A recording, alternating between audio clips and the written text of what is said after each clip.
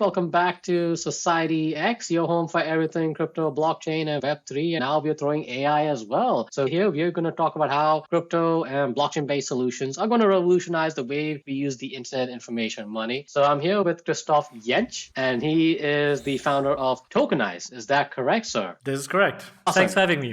Yeah, hey, glad to have you here. And also a big shout out to our friend Julianne for making this happen. Appreciate it. And yeah, I'm actually quite curious about this idea of tokenization. So obviously this narrative of tokenization is from our buddy Larry Fink. He has, after the Bitcoin ETF, he threw this tokenization and suddenly it became this big craze. But of course, before we dive into what you're doing with Tokenize, I would love my folks to know your origin story in this wild space of crypto, blockchain, and Web3s. Christoph, please. Take it away. So I will try to make it short. I don't want to focus too much on myself. But so my story is basically starting in teen. I was doing my PhD in theoretical physics and I was doing computer simulations and I needed a lot of GPUs, so graphic cards. And so while searching online for getting a lot of GPUs at a very cheap price as a student, I came across Bitcoin mining rigs because the Bitcoin miners back then, they were selling their mining rigs back then using GPUs. They were moving to FPGAs and ASIC. And so I had no idea what Bitcoin mining was about. And that's how I basically fall into that rabbit hole, never came out again. At that time, you could read everything which existed about Bitcoin and the whole space. Right. Wasn't that much. And then in the beginning of 2014, I discovered Ethereum, the white paper, and totally fell in love with it. And I think the idea was basically to say the concept of coin, meaning decentralization, censorship resistant, and decentralized network, you could apply this now to everything imaginable application. You can make a decentralized application out of everything you can imagine. This was the promise of Ethereum. And this was not about creating another currency or another decentralized money. Bitcoin was there for digital currency.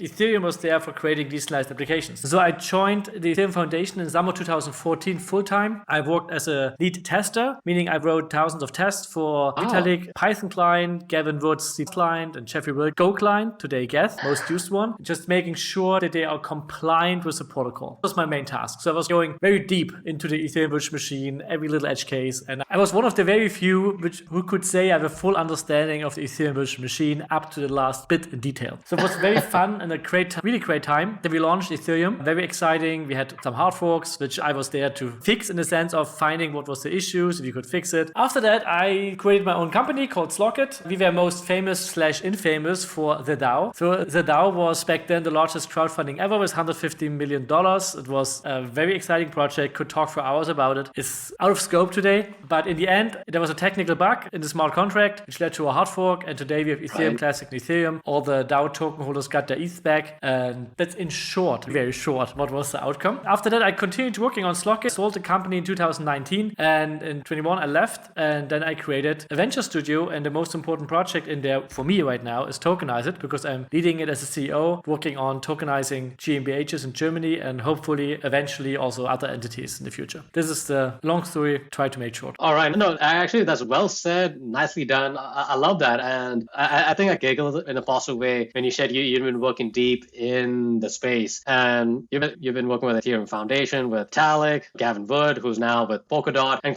that's quite history, and also your experience with the DAO too. I think not many new people who I come across are aware of that history, and it is good to connect with someone who has been through that history. So that's, to me, it's pretty cool. Now, currently, you are working on Tokenize.it. What is the story behind why? I guess the question is like why should people care about Tokenize? What got you to have that strong conviction to offer a more like a standardized, compliant process of tokenizing, I guess, companies? And I'm sure there's more to it. Sure. So if you take a step back and look at the whole crypto space beginning with Bitcoin, in the end, you could summarize it in many ways, but one summary could be it's about ownership of digital assets in a way which was never done before. Like you can own a coin like you can physically own a piece of gold. So you can just have it on with your private keys in your wallet, and you can transfer to other wallets. And this was the key characteristic. And this coupled with censorship resistance and decentralized and so on. But in the end, it was a digital asset. And Ethereum just took it one step further, saying you can create new digital assets living on the same chain. So you don't have to create a new blockchain every time you want to issue a new digital asset. And you do it on one existing chain. And there was a lot of infrastructure created around it. Let's say all the wallets, the ERC20 standard, all the DeFi ecosystem is like Lego blocks fitting to each other. And all of that what happened on Ethereum. Ethereum. But at the core, it's always about some digital assets. And tokenization is just a way of how we call what we call a digital asset. A token, which is similar to a Bitcoin, but just on Ethereum or another chain, it behaves in a very similar way, but can stand for literally anything. And if you then look at what happened with the DAO and also maybe what happened afterwards. So we had this ICO craziness, like billions of dollars in token sales, which claimed to be utility tokens. And so fundraising was going crazy. And a lot of bad things happened at the time.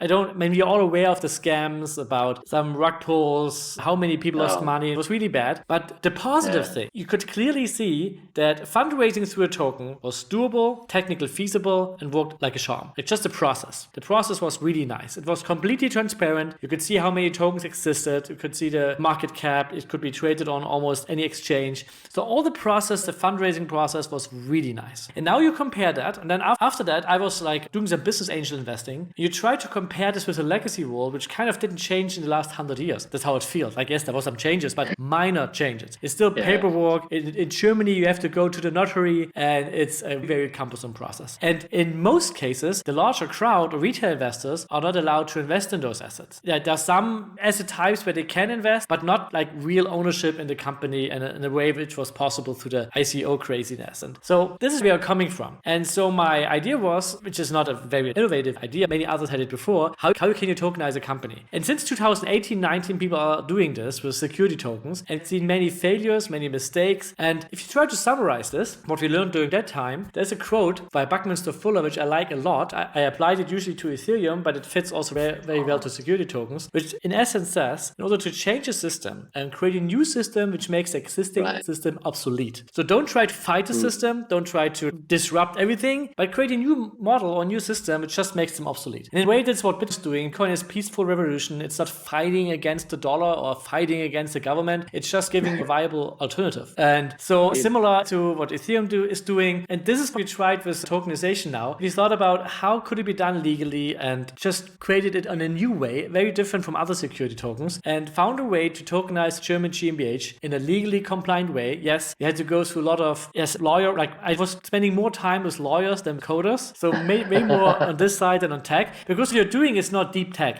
Token on Ethereum is, if you know how to do this, that's not very difficult. The more difficult path was how to link those legal rights to the token in a way that they are inseparable. You can always say, if I have the token, I have something which is equivalent to ownership in that company. This was a real challenge. But we solved it, and we are happy that we launched now.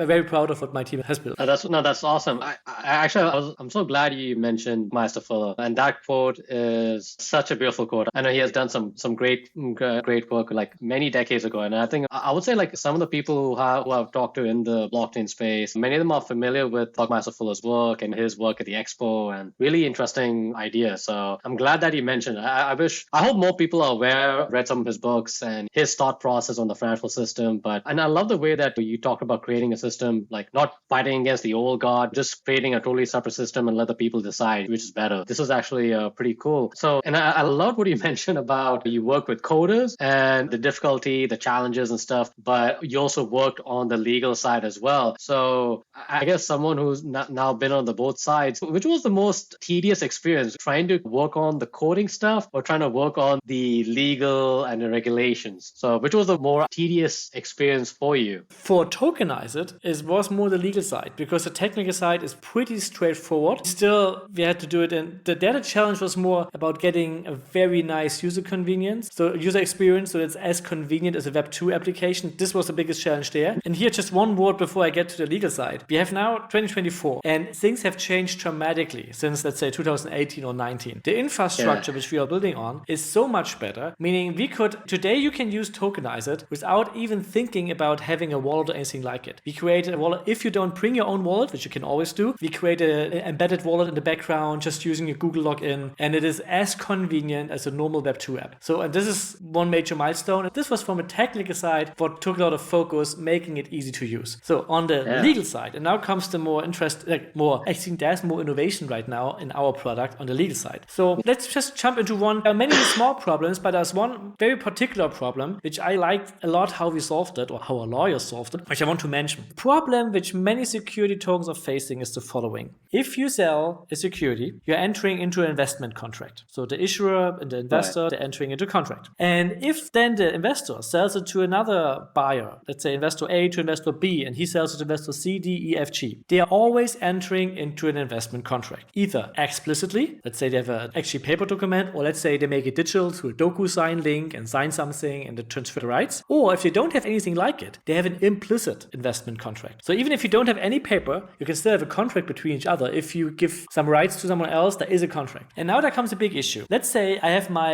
9-year-old daughter and she is transferring the tokens to another investor. She cannot legally enter into this investment contract. Let's say I didn't have the authority to do this. Let's say I'm just an employee in the company without any authority to do this action. Only the CEO can do this. And now transfer tokens to someone else. So now you have this legal nightmare that you transferred the token, but you didn't transfer the rights to it. The investment contract was not entered into legally. And then you have the rights and the token fall apart. And this is why most lawyers recommend against security tokens, because they fear exactly this scenario, that you cannot ensure that the rights and the tokens always stay together, because there are certain cases where the contract is not valid. And another problem would be, let's say you are buying a token on Uniswap. Legally, you would have to check that the chain of contract is valid. So check every owner, contact them and see if they have legally entered into investment contract when they sold it or bought it, and it's practically impossible. So this is a problem, and in Germany we have something, and there's something similar almost in every other legal system or country. The German word for it is Auslobung. The best English translation would be something like public reward, and how it works is the following. You can publicly announce that you are rewarding a certain action. So let's give you an example. Let's say I say, if you solve this math puzzle, I give you $1 million. Everyone who solves it, or the first one who solves it. Let's put it this way. And so if someone comes to solve this math puzzle, he can legally claim this $1 million.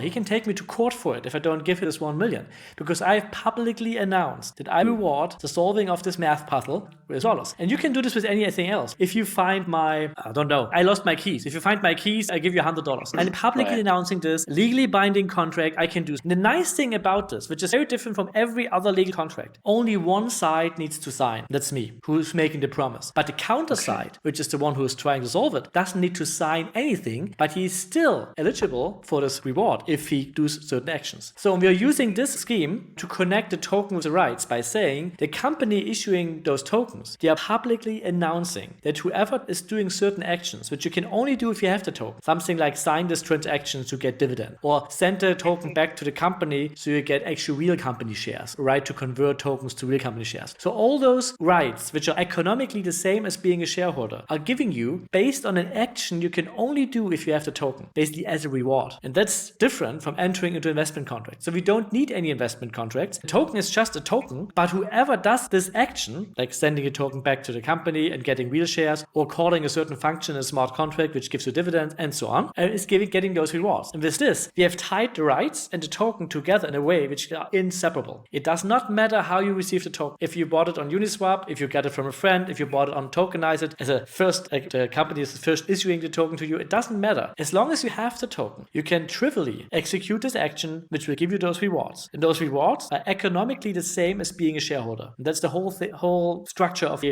how we work at tokenizers. So to boil it down, a token we issue, or like the company is issuing the tokens, gives the token holder all economic rights of a shareholder, but he does not have voting rights. There were legal reasons why we couldn't do this. So only actual shareholders have like voting rights inside the company. That's just how it is. If he could, we would have done it, but it's legally not possible. But all the economic rights are with the token holder, plus the token holder has the right to convert the token into an actual share. So with this, you would get voting rights and all the other rights which every other shareholder has. And with this, we know the token always has exactly the same value as a share of the company. And plus, as I just described, how we link the right to the token with this public reward. And so they are inseparable, they're always together. With this, we have a really nice solution. You can do employee participation, you can do private investments, you can do crowd investing with it, you can do airdrops with it. Everything you can do in the Web3 world with tokens, you can now do with this token, but it represents a company share. Oh, okay. All right. So you can do, because I think you mentioned, like, you can do employee sharing, participation, they can have some ownership in the company. We also have crowdfunding. Oh, I guess crowdfunding feature as well in your... So crowd investing was legally, we call it crowd investing. Crowdfunding always sounds like donations. Like crowdfunding, at least the word, I don't know if it's maybe just in Germany or maybe it's also in the US, but crowdfunding is more for charities and donations. Yeah. So crowd investing makes it very clear. You're not donating to that company, you're actually investing and you're getting a reward. So for this,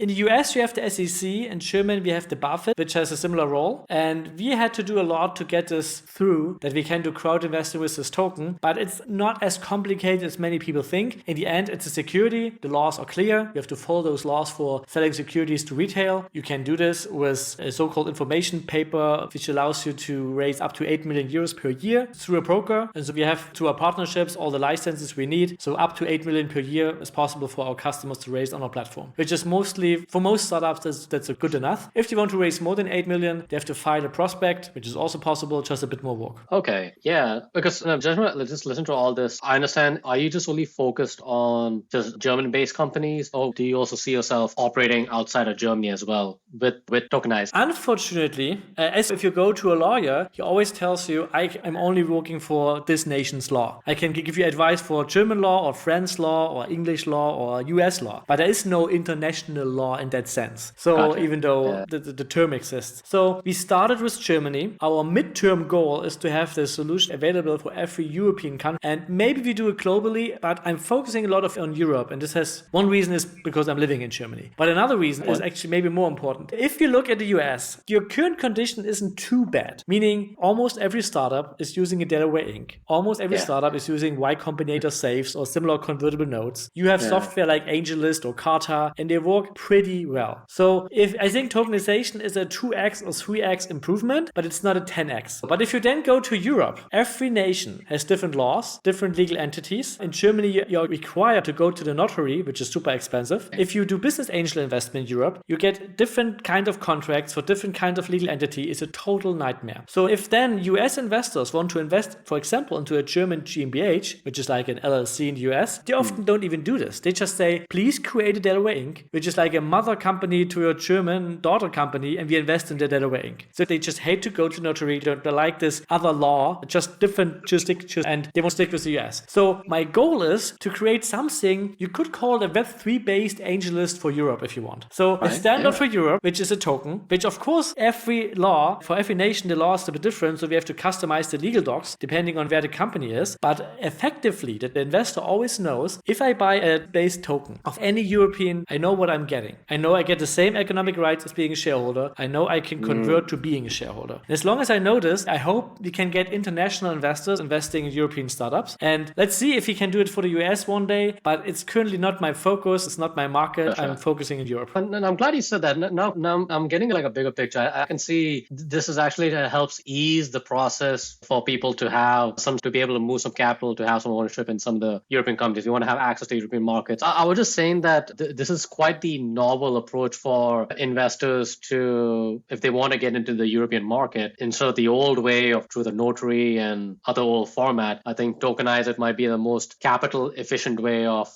participating in the European markets.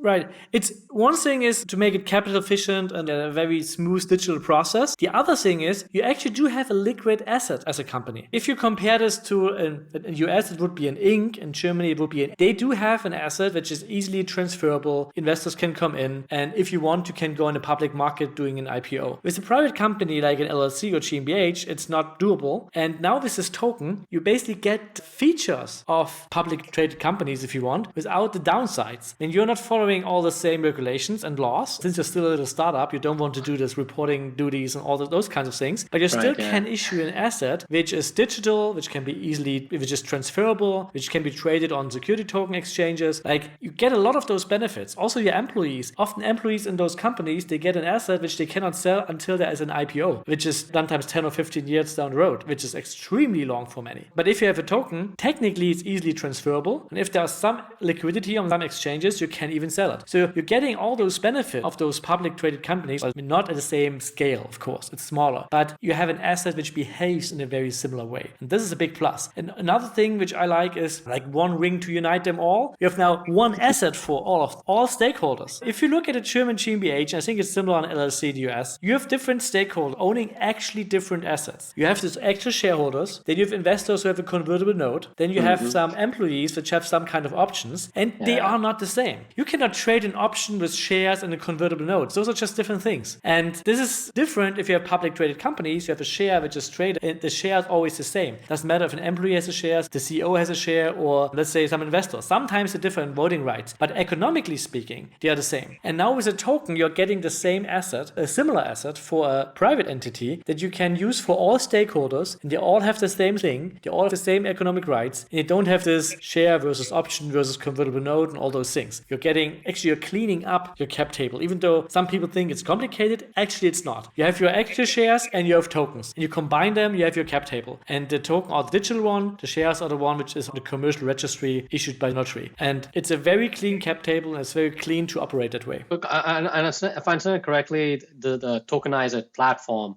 I'm under the impression it operates as a non-custodial platform that handles all the like raising funds, employee participation. Would that be correct? Exactly. Technically, you could even say that the Tokenize.it platform is just an app which interacts with the smart contracts. And not for the first time, but I now have a really good answer to the question why blockchain. People ask so often, you don't need blockchain, you can use a database for this. In this case, we do need a blockchain because companies do not want to depend on a startup for their cap table. Let's say we go bankrupt. We don't hope so, but that's what happens. Then nothing changes in your cap table. Your cap table is on the public Ethereum chain. And the interaction with the smart contracts can be done via, for those who are technically able to, they can use Etherscan. Then there's some auto-generated UIs based on smart contracts. So you can continue to interact with them. All the investors, they have their own wallets, so they still hold their tokens, so nothing changes. So the app is only a convenience thing, what we offer, if you really boil it down. The investors and the founders have to bring their non-custodial wallet. We're offering embedded wallets, but even those wallets are non-custodial wallets. And you can recover them even without us.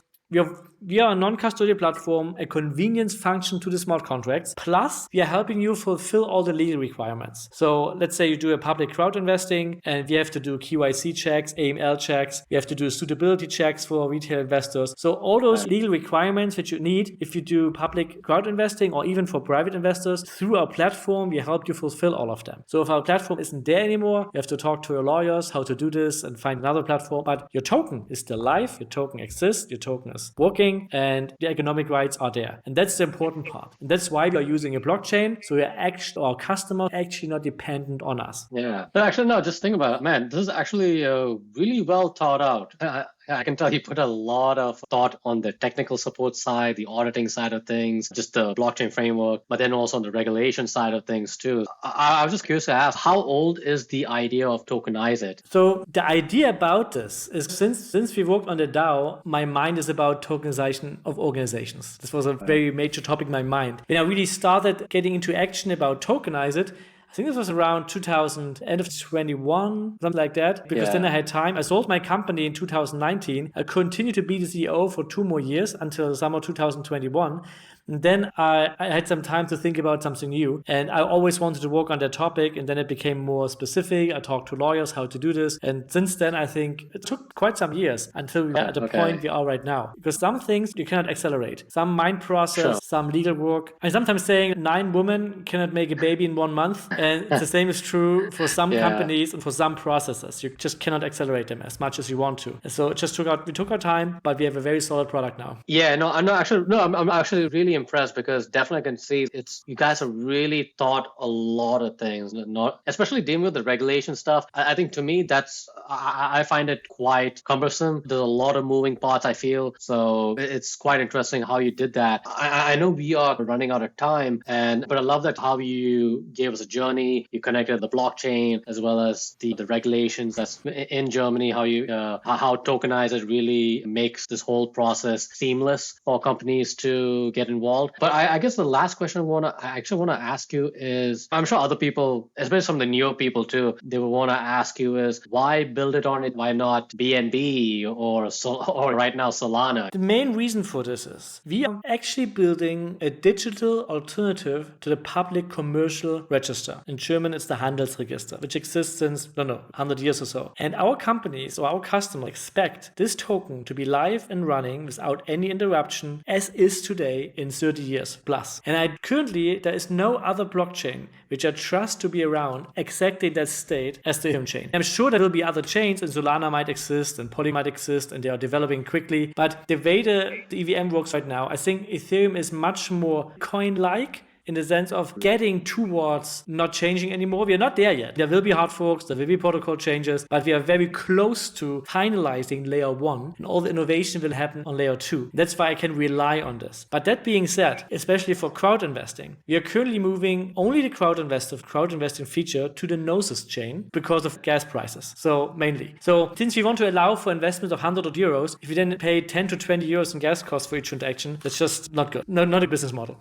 Right. But for, let's say, a private investment of, let's say, $100,000 or 1 million euros, 10 or 20 euros in transaction costs are not that big of an issue. Sure. So for larger rounds, for the private investments, even for an employee, you can pay 10 or 20 euros for an employee for doing his vesting. It's basically giving him a dinner. It's fine. Mm-hmm. Yeah. But if you have crowd investors and you have thousands of investors, each invested 100 euros, then it's becomes feasible. So that's the only product where we said we move to the Gnosis chain, but the tokens will be swappable, that you can swap from one chain to the other. But building multi-chain products is just more complexity, and I wanted to avoid it at all costs. Eventually, in the future, if a lot of founders or companies demand that they want to have their token live on another chain, okay, sure, if they choose to do so, I have nothing against it. We can build it technically as soon as there's demand. Totally fair, right? You don't want to be on too many chains in the start yet, so which makes a lot of sense. But look, how can people learn more about Tokenize.it, or how can they reach you, Christoph? So easiest, I think, is following us on Twitter or X at Tokenize.it HQ, or me is, so I know you don't know how to spell it, but you can find me. So that's how you can find me on Twitter.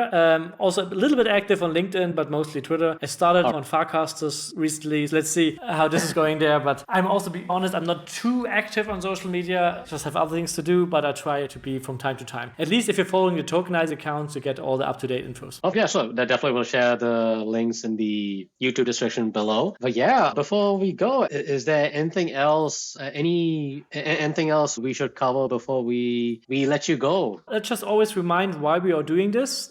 It's not really just about money. It's actually about building an alternative to the existing system in a way which will work for hundreds of years on a very stable infrastructure. And I'm super excited what has come out of Ethereum so far. Very excited about the future ahead. We are in a very good position right now, better than I would thought a couple of years ago. We had so many challenges, and we still have, but it's going in a good direction. I'm very optimistic about the future. No, sir, Christoph. And no, definitely with your history, I'm sure this is such a beautiful moment for you, right? Almost from the very beginning, and now you're actually in some way, you could say that you are also making your mark in history. I think to me that's pretty cool what you're actually building. I think not many people would realize it, but just learning about what you're doing and with your history of Ethereum, I think that to me that's definitely something to be proud of. Yeah, history will tell. Let's see. Let's look 10 years in the future and then look back and see if we accomplished our goals and our vision. Yeah. From my side, I'm pretty confident. So, anyways, fam, we gotta go, but definitely this won't be the last we're gonna connect with. I'm sure there's definitely would love to have you again, maybe on a panel, if time permits for you, of course. But anyways, fam, we gotta go. So y'all be good. Y'all be safe. We will talk to you soon. Bye for now. Yeah. Thanks for having me.